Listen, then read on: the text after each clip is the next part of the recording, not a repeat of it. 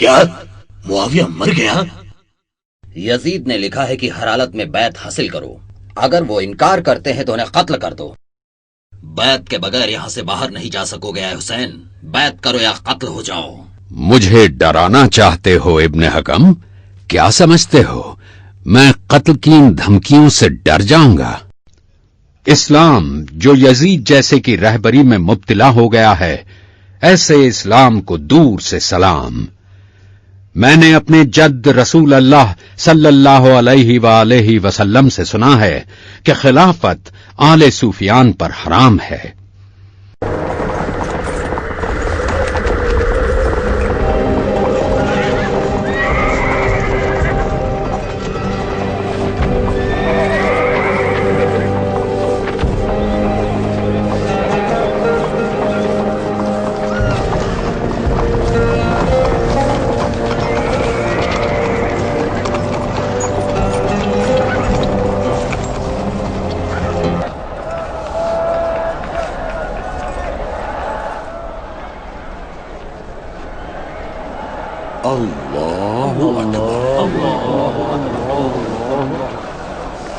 جاؤ حسین کو قتل کر دو، چاہے وہ کعبہ کے پردے سے لپٹے کیوں نہ ہو۔ اے میرے چچا زاد بھائی مسلم، عراق کے لوگوں کی یہ خواہش ہے کہ ہم وہاں جائیں۔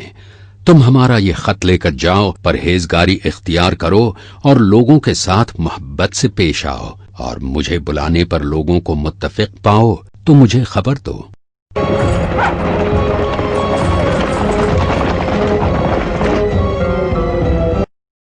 مجھے معلوم ہوا ہے کہ 18,000 اہل کوفہ آپ کا ساتھ دینے کے لیے تیار ہیں، لہذا اس خط کے ملتے ہی فوراً چل پڑے۔ یہ ضروری ہے کہ ہم کوئی سخت قدم اٹھائیں تاکہ مسلم اور اس کی ٹولی کا خاتمہ کر دیں۔ اے کوفے والوں، میں تمہیں خبردار کرتا ہوں کہ حکومت سے غداری کرنے والوں کے لیے میری تلوار ہر وقت تیار ہے۔ میرے مولا، ہمارا منصوبہ پوری طرح کامیاب ہو گیا ہے، سب لوگ منتشر ہو چکے ہیں، اب مسلم بالکل اکیلے رہ گئے ہیں۔ تم لوگوں کا شکریہ ادا کرتا ہوں، میں ہر ایک کو اس کا انعام دوں گا، اور جو بھی مسلم کو گرفتار کرے گا اسے الگ سے دوں گا۔ رات کا سایہ پڑتے ہی مسلم کے آخری ساتھی بھی ان کا ساتھ چھوڑ کر چلے گئے۔ اب مسلم کوفہ کی ایک گلی میں بالکل تنہا اور اکیلے رہ گئے۔ مسلم ایک پناہ گاہ کی تلاش میں تھے، انہیں کہیں بھی پناہ نہیں مل رہی تھی۔ جن لوگوں نے امام حسین کو دعوت دی تھی عین وقت پر ساتھ چھوڑ کر چلے گئے۔